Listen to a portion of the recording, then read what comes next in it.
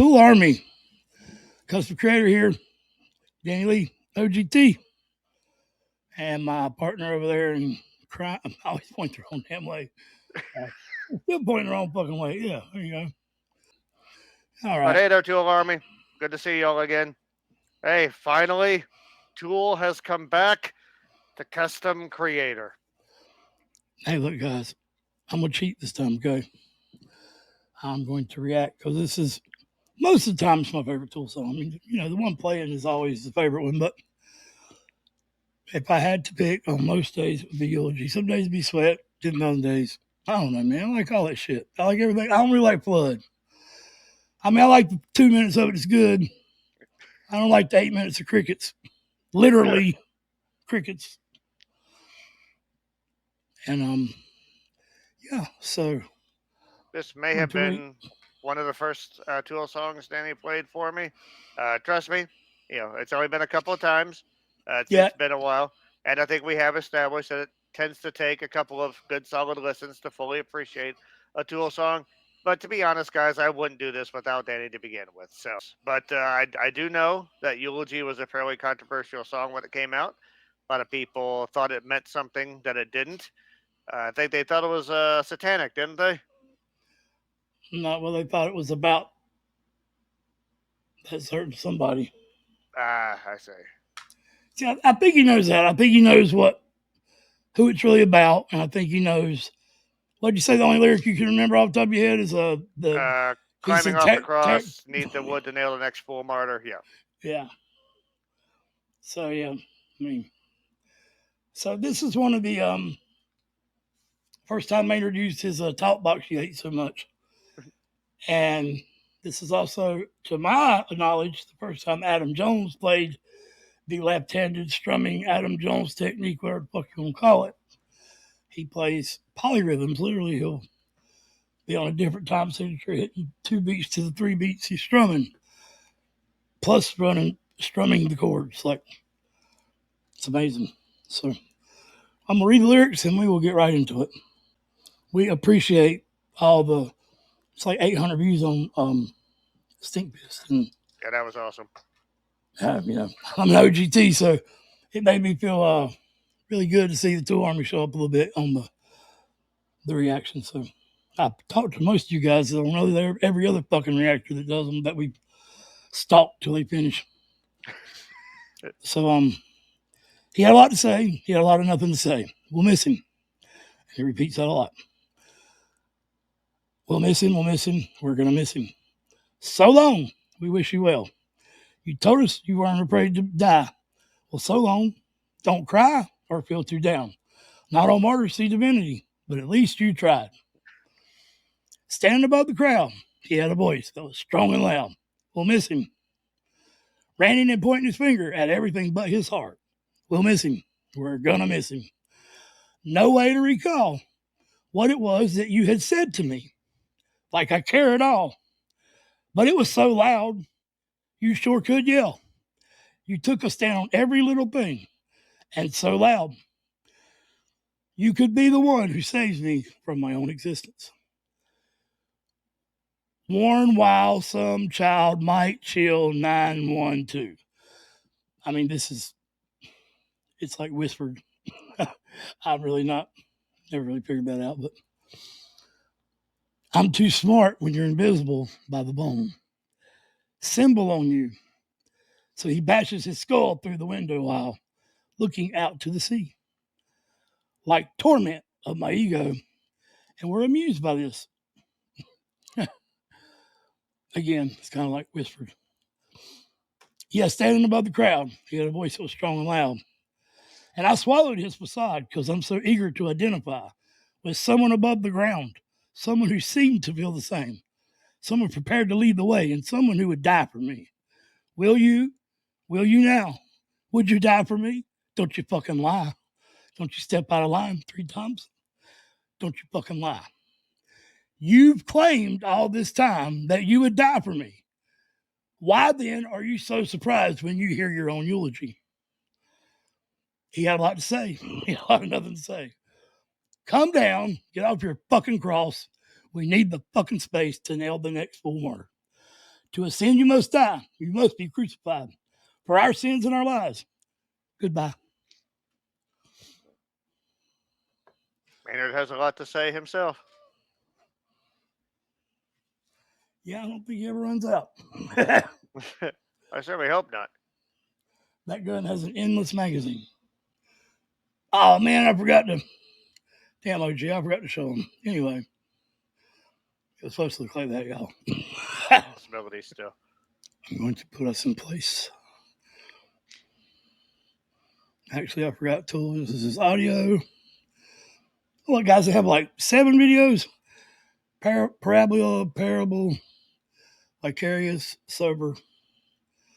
I'm drawing a blank. I don't know. What's this music? Oh, yeah. Eulogy.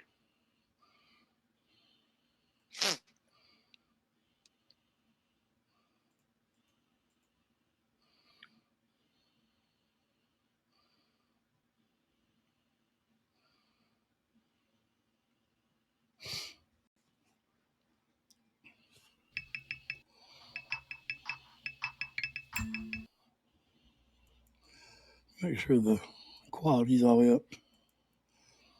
All right. Got the classic Tool weird sound intro.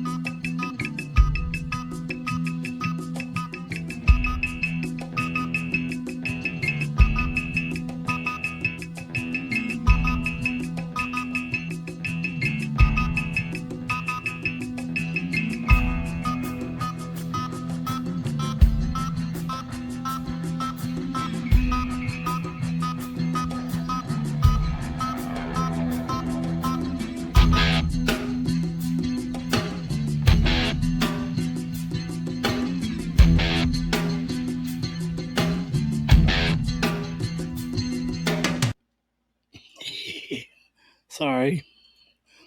So that's the build up at the beginning. So I showed them, I've showed OGL2 on your guitar. Adam's doing it somewhere in here. He's picking above the fret, the end of it, the fretboard. That's what's making that sound. And Maynard is literally doing that bop bop bop bop into his.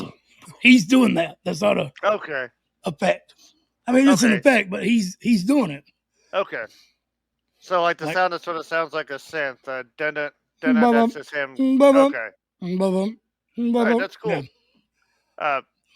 I love how that intro built. It's 2 minutes long. It started, honestly, the sounds at first just sounded very random.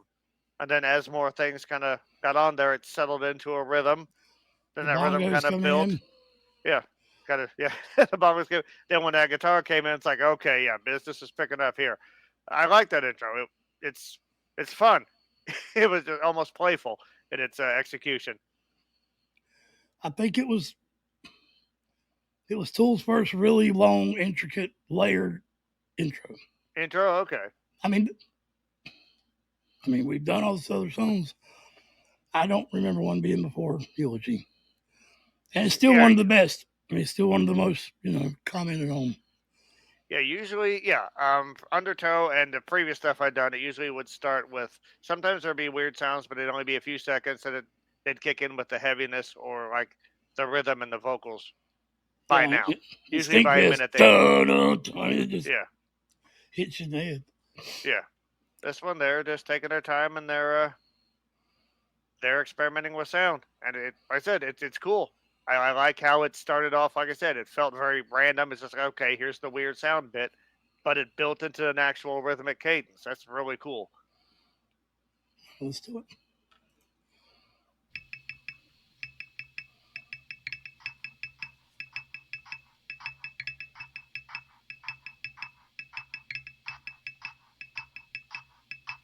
That sound does sound like someone like hammering something kind of daintily, so it's sonically appropriate.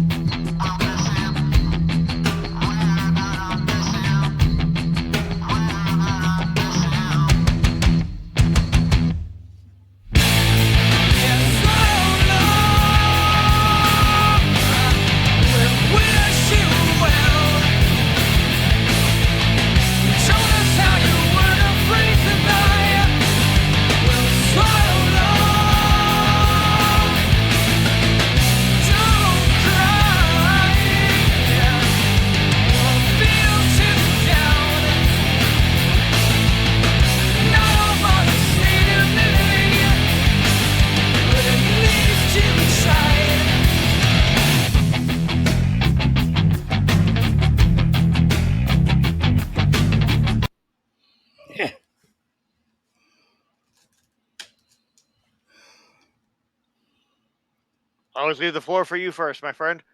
No, because I might influence what you say. Fair enough. I think, we actually talked about this. That's on me.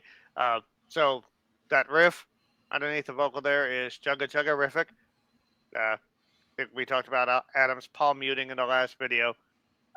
Again, he's good at a number of guitar styles. So far, again, it's the weird sounds and the chugga chuggas that always win my heart over. The processed vocal, it reminds me almost of a carnival barker. And so this song is about L. Ron Hubbard. Am I correct? Mm-hmm. I think most people watching this will know that. So again, the Carnival Barker's sound is appropriate. For anyone who knows Elron's beliefs and the concept of Scientology, it's an appropriate sound. He was a science fiction writer. Yeah, but like actually, yeah, believed and I don't know the tenets of Scientology. I just know they're really, really out there. And also, I saw Battlefield Earth, and yeah, not very good. But anyway, the again, the vocals in that, they were rhythmically strong. Again, sort of processed, and that sort of leads you to the. Would this be the chorus? The "So Long We Wish You Well" bit? Would you call that a chorus? Yeah, if I had to pick one, yeah. All right, fair enough. So then the vocals become much more clear. Pardon me. So I guess the Carnival Barker talking about Elron, and then the much more clear, I guess, present voice saying, "Hey, we wish you well." I love the line, "Not all martyrs see divinity, but at least you tried." That's a great line.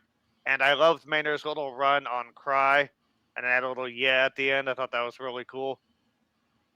So, but yeah, this song right here is where you're starting to see Tool's growth, I guess, manifest most. The previous songs, like you could tell, there was that tie to undertow. I think. This is the eulogy to that. yeah. There we go. Yeah, I think again, some aspects of Stinkfist would have fit in there fairly nicely, but yeah, this is a much more. I always like the word monolithic, but yeah, it's a giant, intimidating sound that they're going for here, and God, we're 3 minutes in. We're not even halfway done, so we haven't heard anything yet. So well, I'll back it up a little bit. I want to add that when he says "so long," on that consonant, it's an off. The word "long" is long. Yeah. He is a very clever songwriter. Or he really is a songwriter because they really write the music.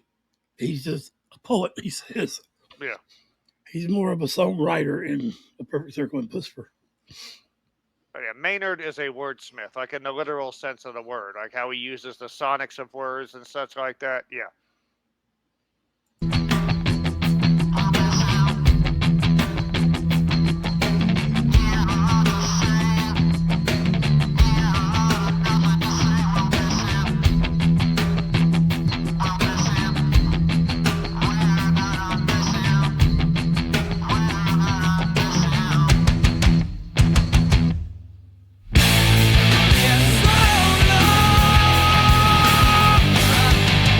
We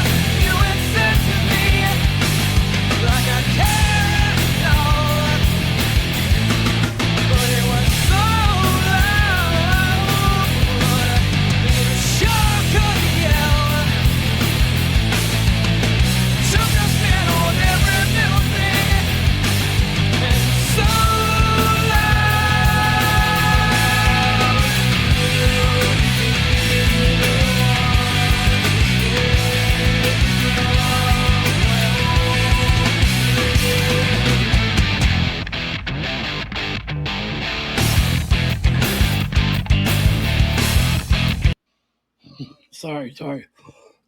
It's all right. That's what And he the went was the "You could be the one who saves me from my own existence." so if you ramp up the volume on that, and add basically sort of like the cadence of that, actually sort of reminds me of Lane from Alice in Chains, just kind of how it was drawn out there. Of course, again, it's quiet, and Lane tended to be very loud, but it did have that sound to it. Um, yeah, anytime I see Tool have a bunch of repeated lyrics, I'm actually interested because I know they're going to be doing something fascinating with the music underneath that. I like how they brought back the murmur, murmur, murmur from the intro. That was very cool. Love how they got more chunky riffs coming in there before the chorus. The intensity is definitely picking up. Also, like Adam's guitar sound is heavy as fuck. He's yeah, like he sounds like in a lot of ways he sounds like multiple guitarists. Like you would think they had like two guitarists going on, but it's just Adam. I did read. I think that Guitar World ranked. I think it was Guitar World ranked Adam Jones as like the ninth greatest metal guitarist of all time. So good on you, Adam. Well, I'm not Adam, but I can show you that little Yes, technique by all there. means, show us. The Adam Jones technique. Let me find my pick. Oh, come on.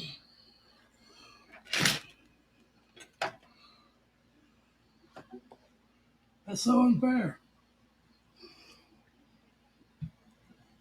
What happened?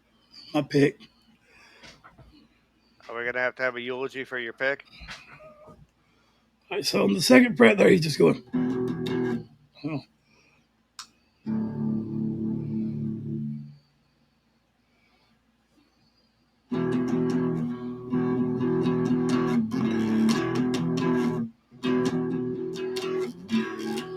So he's literally strumming it.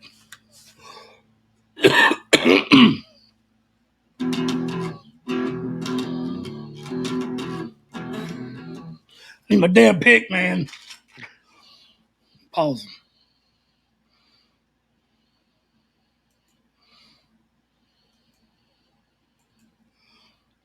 Okay, it was right under my damn nose.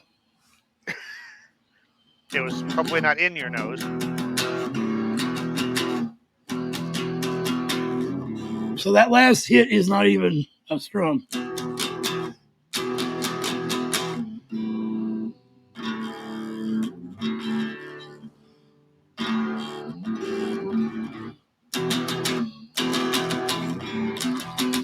So I'm not as good as he is, but that's the technique. So essentially, like the strumming hand and the fretting hand are carrying different rhythms at that point. That's Jambi. Okay, That's where he really incorporates it. right. I actually So, remember. I think it was Richie Faulkner from Judas Priest. I think him and Adam were jamming, and they were doing Jambi, and he just said, said, "Holy shit, this thing was technical." He said he was almost going to throw up. So the really amazing way song that he does it on is Anima. That Anima, turn. The yeah. reason why nobody can really replicate that is because he is hammering on in a way that is so hard. That sounds so sexual. But I'm down my tool here. That is All true. right, so we'll get back to it. Sorry, guys. Real quick, I did want to point out a lyric here: ranting and pointing his finger at everything but his heart. I always love that. Yeah, that's the lack of self awareness there, and also just like the sarcastic "we're gonna miss him" bits. Always makes me smile. Maynard is Maynard's the king of snark, an epic level troll. He was trolling before trolling was a thing. Oh yeah, lacrimology. So I love the no way. Yeah, I mean, way the way he goes through way. Uh huh. Say that. Also, like he says, you sure could yell, and Maynard certainly can yell. But like in previous Tool songs, he would have like the very soft, almost under the music vocals, and then he would go to a shoutier sound for the heavier bits. Here, we're not getting the shouty bits yet. He's just using a like again a middle ground between the two. just a very clean, not quite belted, but it's a very clean melodic sound, and it's nice to hear. Like I said, it's got that nasal resonance where it can cut through all of the sound, and it's nice to be able to hear what he's doing. I said it's I appreciate the experimentation and the thematic relevance of when he sings slightly under the music, but I like hearing him kind of amping up the volume and keeping everything clean here. We do. That's why there's compilations all over YouTube of Maynard's best screams. Right. Because when he does it as well as anyone can. Mm-hmm. But he don't overdid. I don't know. It'd take a million fucking YouTubes to put all Bruce Dickinson screams in a compilation. You know what I'm saying? Yeah. That's not a knock on him. That's just no. It's just the music requires different things. Yeah, it's for Maynard. It's more of a dynamic to be brought out. I mean, you can have a great riff, but it just keeps happening too many times. I mean, there are songs that don't even wrong. Anyway.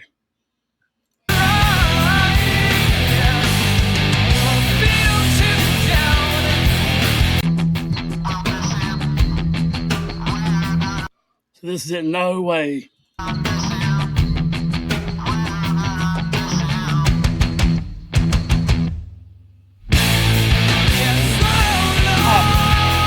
My bad. Hey.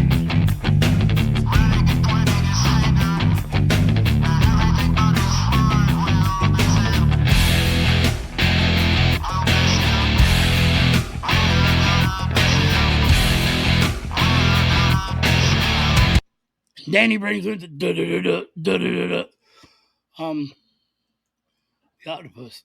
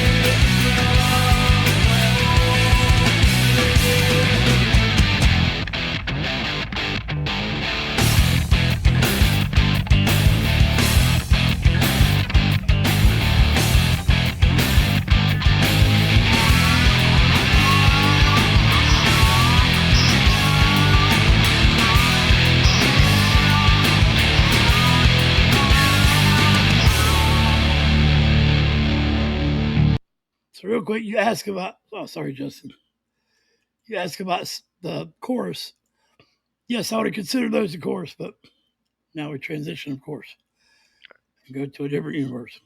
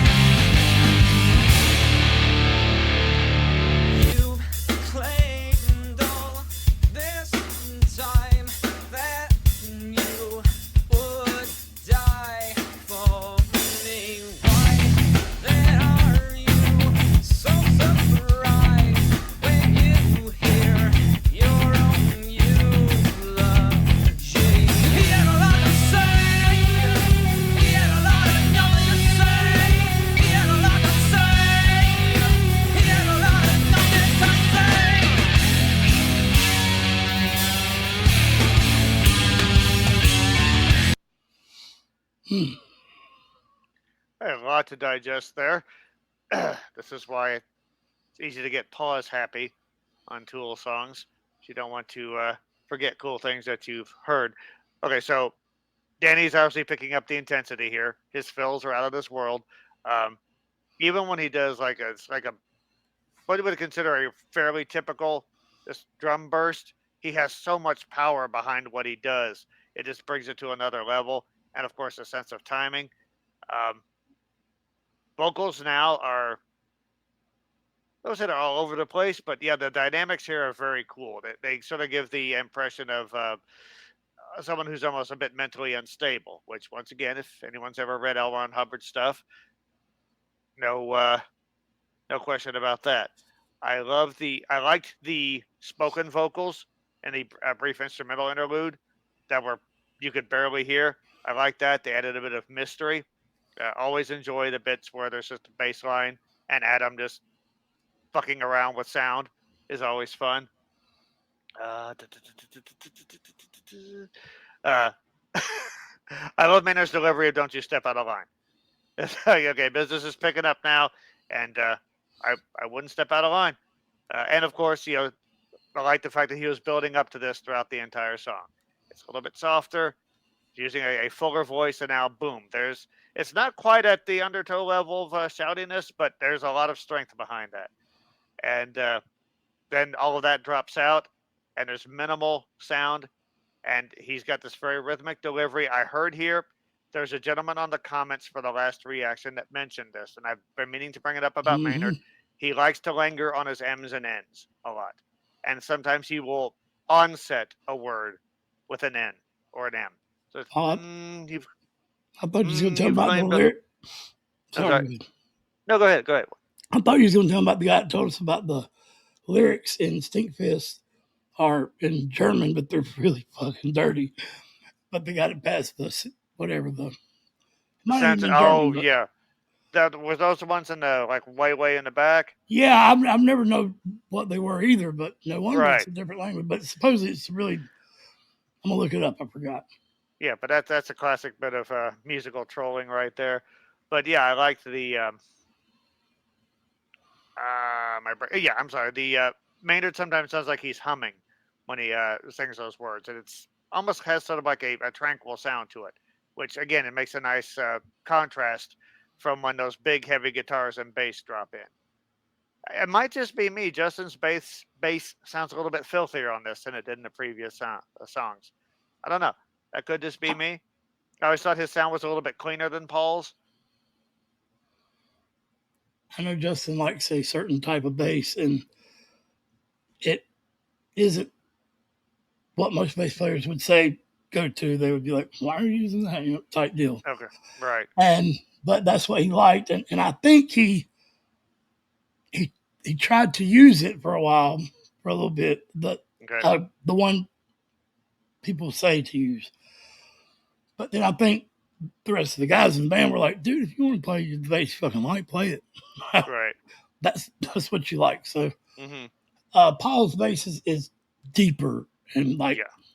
Opiate 2 is a great song, but Opiate 1's got that bass line in it. Yeah, Paul's bass is filthy. I mean, Justin's bass it's rock solid. It fills out the bottom end great. Not quite as filthy though, but it's just a different sound.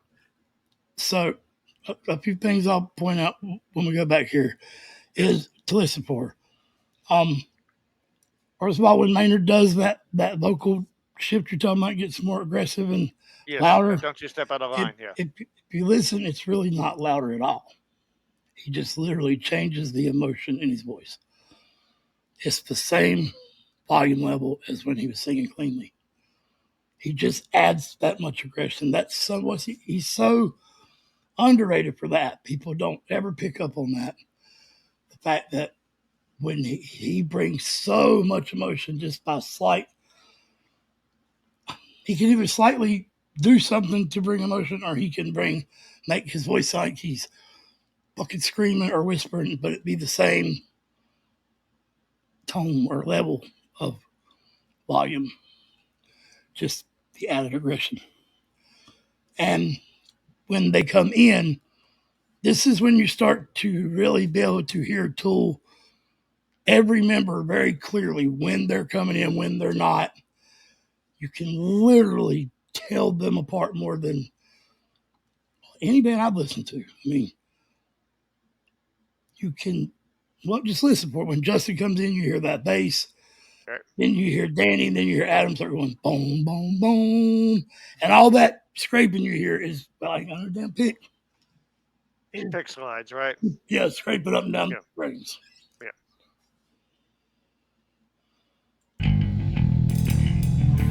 That's it right there.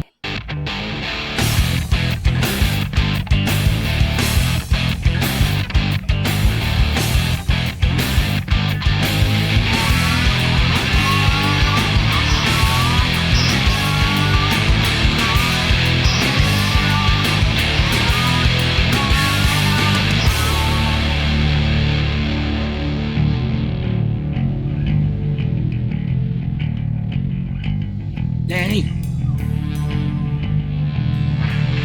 And Adam. Maynard.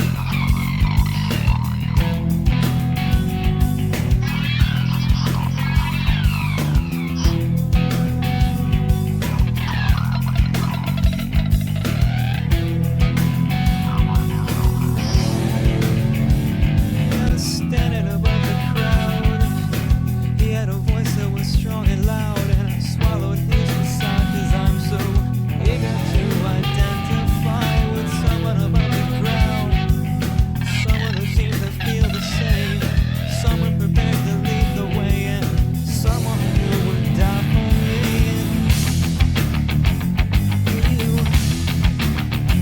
Will you now, that you died for me? Don't you fucking lie. Don't you step out of line. Don't you step out of line. Don't you step out of line. Don't you fucking lie.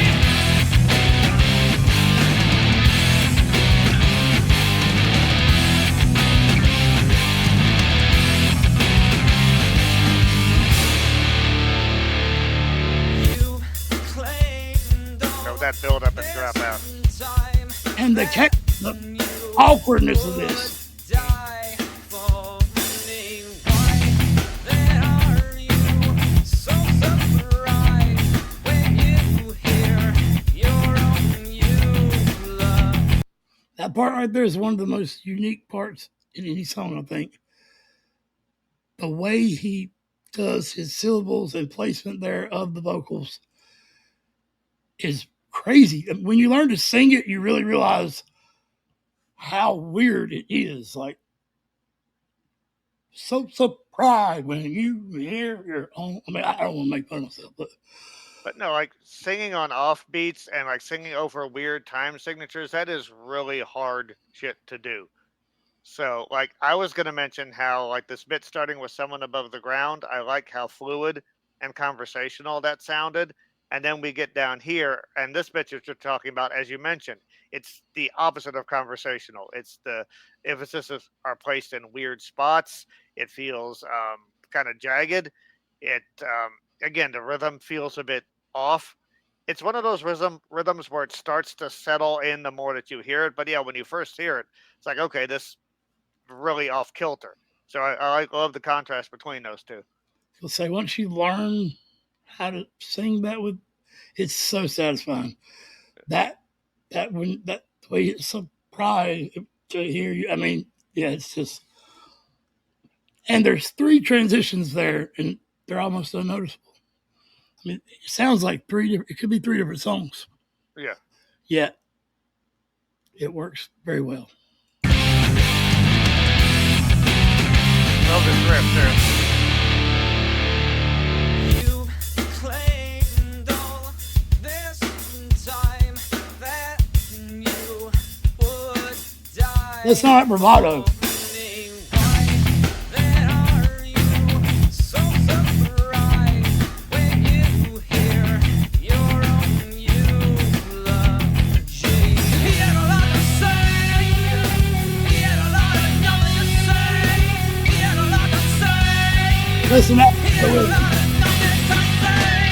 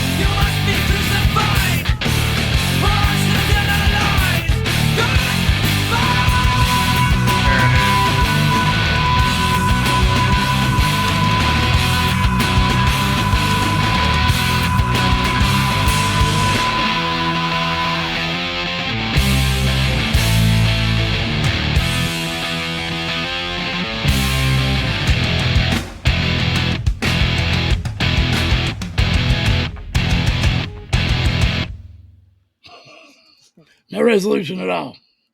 Actually, it sort of did have one. It's an interesting way to end the song. Like you would think they would end it after the big sustained goodbye, but yeah, they just threw a little bit on there at the end. I honestly thought it worked, almost like ending on a cliffhanger. I also like the. I'm sorry, by all means. The very end of the belt there, all the instruments drop out, and it's just his voice. Yep. As soon as it stops, they pop back in. Yep. And then like he had a lot to say bit towards the end there, and then to ascend you must die. That had that very percussive rhythmic sound that almost brings you back to Undertow. So I love that as a callback.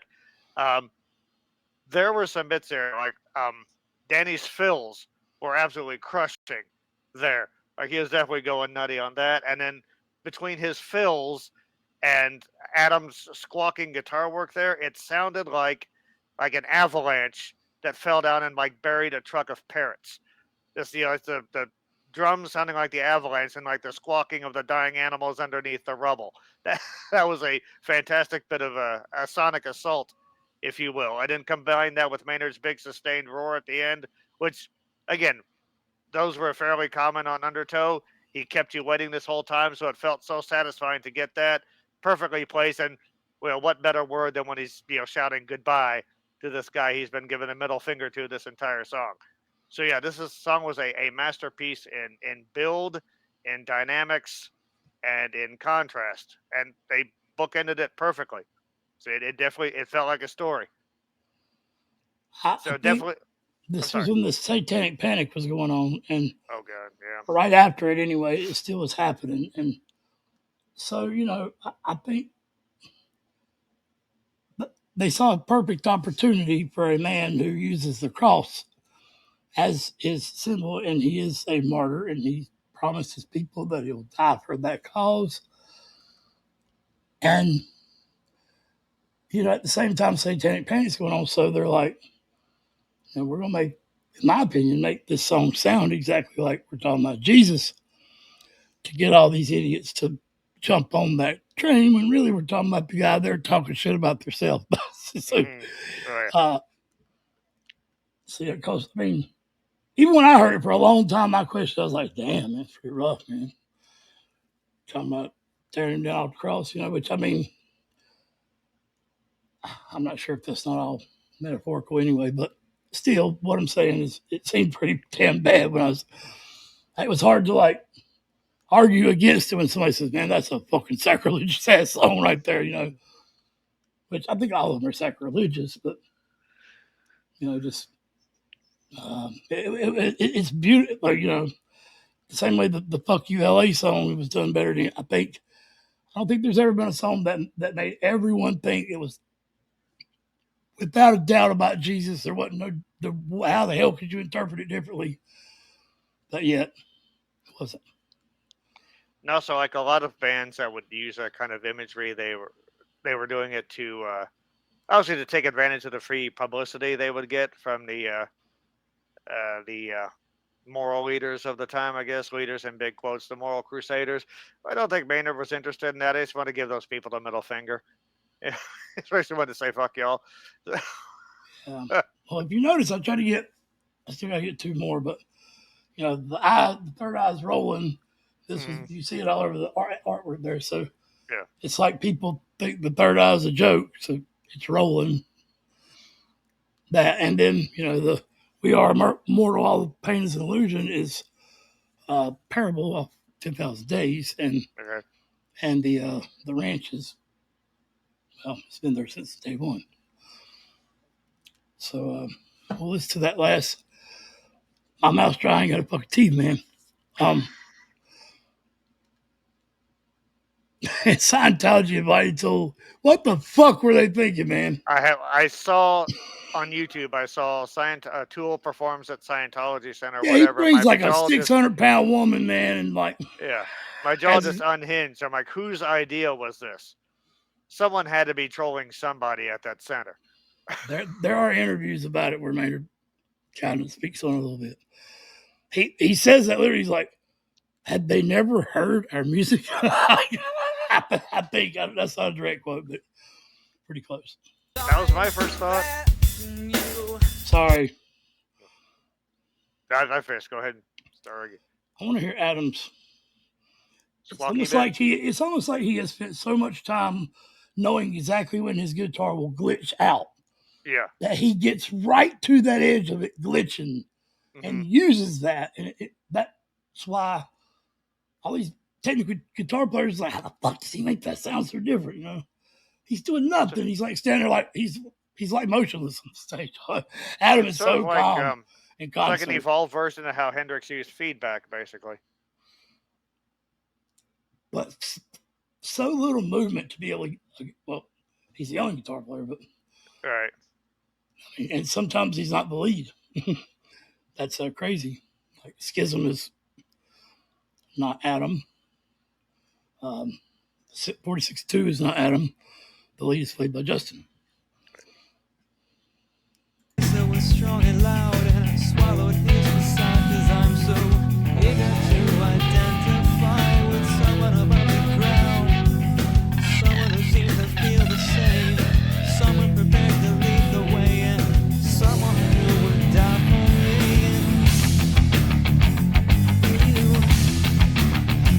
Will you now? Would you die for me? Don't you fucking lie. Don't you step out of line. Don't you step out of line. Don't you step out of line.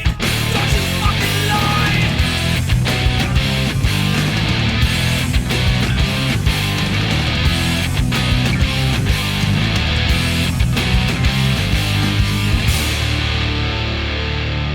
You've claimed all this time that you would die for It's that simple. Then are you so surprised when you hear your own eulogy? He had a lot to say. He had a lot of nothing to say. He had a lot to say. He had a lot of nothing to say.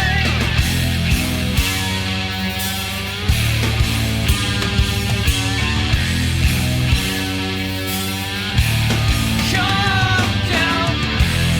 Get on your fucking throne. Leave the fucking space to nail the next woman.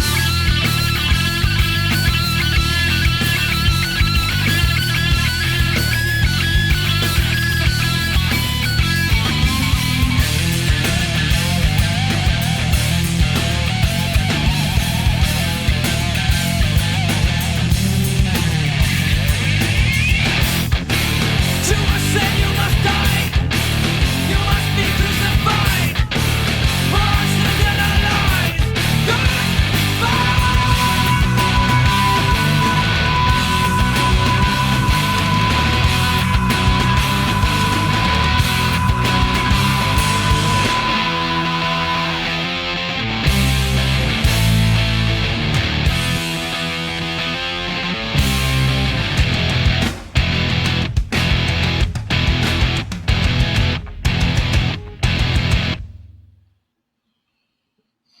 Yeah. Yeah, man, that song is so damn good. Are you trying to pause it too or something? No.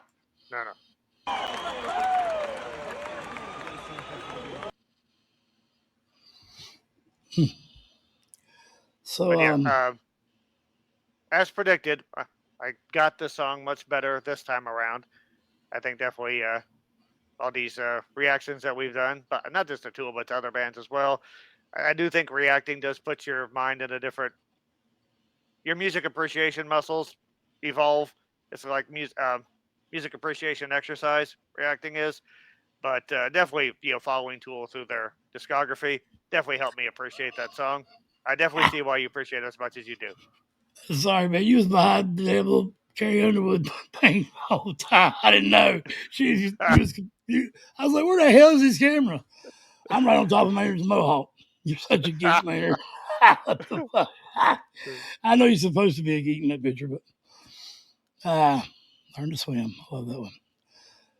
And I think there's so much musicianship going on in that song. That was their first, to me, instrumental masterpiece. As far as like, do you know how long? I mean, it's not that I was just scraping the strings with the pick. He's literally making melodies out of it, like, and he'll throw them in between. Like, I never really noticed how much he did it till now. Mm-hmm. So not only is he playing these crazy time signatures and hitting these perfect time, and he's throwing those feels, as you got, like with a drum set in with just scraping that pick, and he's getting the exact sound he wants out of it. And I noticed when the guitar was matching the vocals earlier in the, I forget what part it was, but it's just it's usually my favorite song. I think Adam gets more out of a pick scrape than any guitarist I've ever heard. Again, it might be that thing, like you said, he just knows how the distortion in his guitar works. Again, I like how he will switch through different styles. He'll be playing like weird sounds and the sort of things that ornament the things that are going on, but then he'll go into playing heavy riffs. And he'll do some palm muting stuff. He'll do some open chording. Yeah, he's just all over the place. I think when you hear Undertow and you hear the first few songs off of this album, it's like, okay, yeah, this is a band that's definitely got something. This is a band that it'll be interesting to see where this band goes. And you hear a song like this, and I'm like, fuck, they've arrived. This is definitely their first, I guess, major epic. And they're definitely letting you know, okay, yeah, we've evolved. This is, I guess, what, Form 2, maybe? And, well, first, like, Undertow was all about, like, inner reflection or battles or becoming okay with something and then falling back into the undertow and finding your way out and all this exploring yourself inside. Now, Anima should have started with Stink Fist, does the amazing job at describing overstimulation. And then, this is Eulogy, which gives the musicianship and the almost a metamorphosis of the music. And then you got H, which completely describes the Eulogy describes how deceptive words can be. Right. And with conviction, you can make anyone believe a word. And also, H describes, what it's like to become a parent, how terrifyingly beautiful it could be. Right. Never really heard a song about having kids that puts the dark, terrifying part of your mind that's scared to fucking death and don't want that fucking thing near you, but by considerately killing him. So we've already dove a lot into the human psyche and transformation with 3 songs. The interesting parallel to make is that H was basically talking about the sort of conviction and the transformation that's required to become a parent, to basically become a role model for the little being in front of you. Whereas this actually deals with sort of like that sort of conviction can have a dark side as well when you start to believe your own shit, essentially. So sometimes conviction isn't always a good thing. Now, sir, may I try to blow your mind like I did in H? Yeah. Okay, now I just told you the 3 super deep, profound lessons we learned. Mm-hmm. If you was a casual listener, you could think Stink Fist is about fisting your asshole. Mm-hmm. Eulogy is about fucking tearing Jesus off the cross. And H is about getting hooked on heroin. Yeah. I mean, how contrastingly parallel can the message that's be? Again, that's the mark of a good song when it can have multiple interpretations. But that's not one song. I think that one might hit you a little later. Like, That's not. I understand what you're saying, but like I you do could think we've try talked to about make songs that contrastingly different. Yeah. Like a song about childbirth, but it could be about heroin. Mhm. Or fisting, but it's about overstimulation. With I guess that kind Right. of goes together. But I said that those two actually do go together fairly well. Yeah. But yeah, I think the only reason this wasn't the mind blowing thing is I think we've talked about the dual meanings of these songs before. So Right. Yeah. Yeah, I mean it's hard to beat Stinkfist predicting social yeah, that media. like I literally thought it was written like 2 decades after it actually was. That was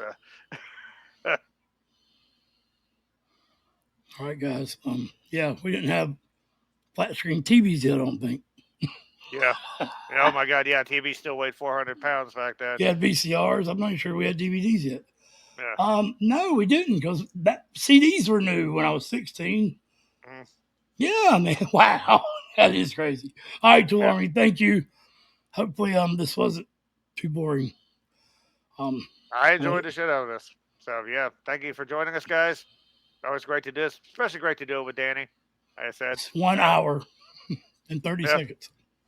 I think Eulogy deserves a solid hour. Man, Most definitely. I've been dissecting it for 30 years now, 31, whatever, since 93. And to think though, like this is amazing, but to think that eventually Tool will create an even more impressive piece of music in Lateralis. So, and Let me push pause. I want to see what track's next on your CD. All right, OGL has it in hand. CD booklet.